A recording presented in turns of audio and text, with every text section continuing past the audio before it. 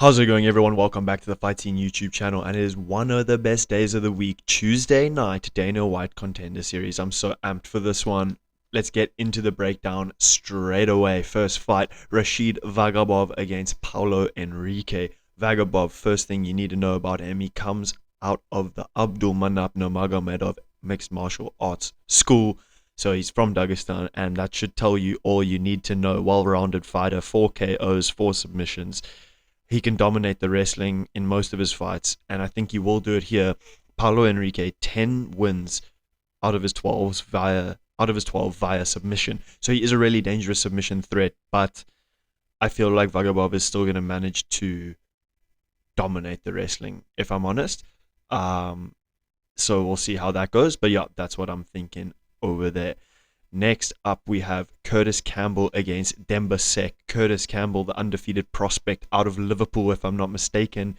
Let's see. He mixes in his wrestling really well, and he's obviously also got good hands. He's got, I think, 3 or 4 knockouts and a couple subs or whatever, or maybe I think he has 4 KOs and 1 sub, something like that.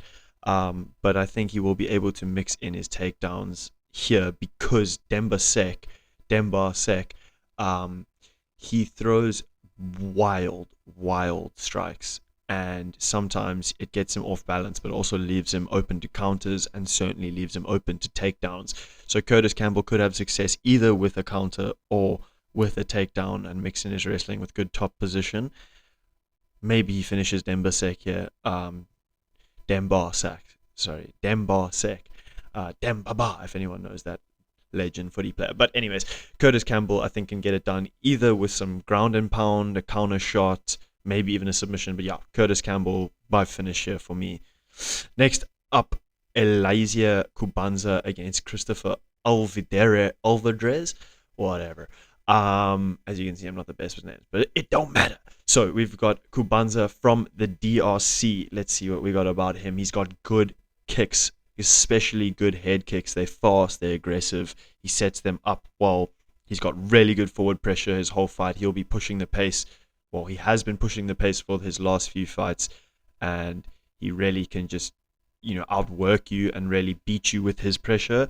And really clean boxing, good counters, good combos, especially. Undefeated. I've heard he's trained out of Joburg before, so gotta back my South African boy there. He does come up against Christopher Alvarez, who is a pretty good, prospect. Yeah, he's 28 years old. Yeah, I mean, good prospect. He's fought in karate combat before, so he's got really good kicks, especially vicious leg kicks, and he's got really good counters. So it's going to be an interesting fight stylistically. Both these guys will be looking for the finish. So I think this one could end early. It could be just a clash of violence I'm hoping for. I think it's going to be a banging fight. So keep your eye open for this one, especially. I'm going Kubanza by knockout in that one.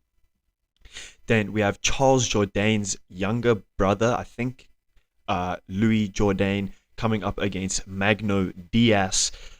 Louis Jourdain, obviously, he's really good. Fights out Brazilian top team in Canada, which is interesting. But anyways, he's really good stand-up, good kicks, good boxing, good jab, good counters, all that kind of stuff on the feet.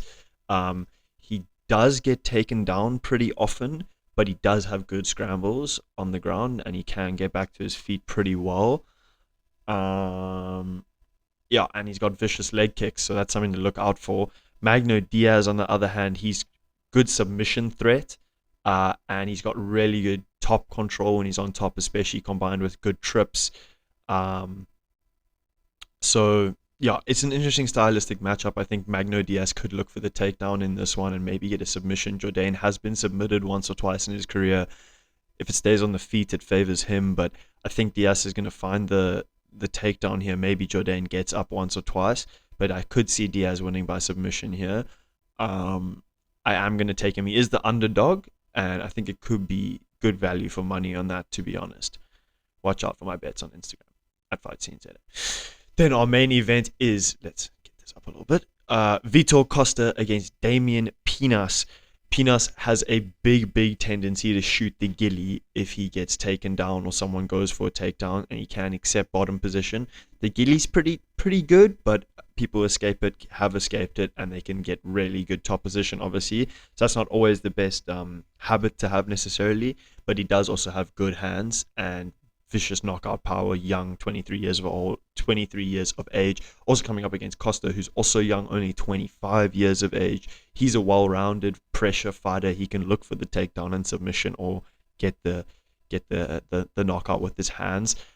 This is quite a tough pick, to be honest. Even if you look at the betting lines, it's very close. I think Pinas is a very small, Pinas, whatever, I don't know how you pronounce it, but I think he's a very small underdog.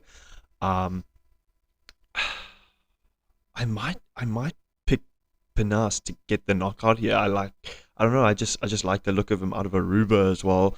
I like that. I love to see a different country. So let's go Pinas by finish here, maybe by KO TKO. But yeah, that wraps up the quick little breakdown of Dana White's Contender Series this Tuesday night, 30th of September. It'll be obviously the 1st of October, tomorrow morning when this happens for me, and maybe for you who's watching this. But anyways, if you like this video, subscribe for more UFC 320 breakdown coming out soon. Yeah, follow my Instagram, FightSceneZA, for all my free bets. Thanks for watching. As always, check you in the next one.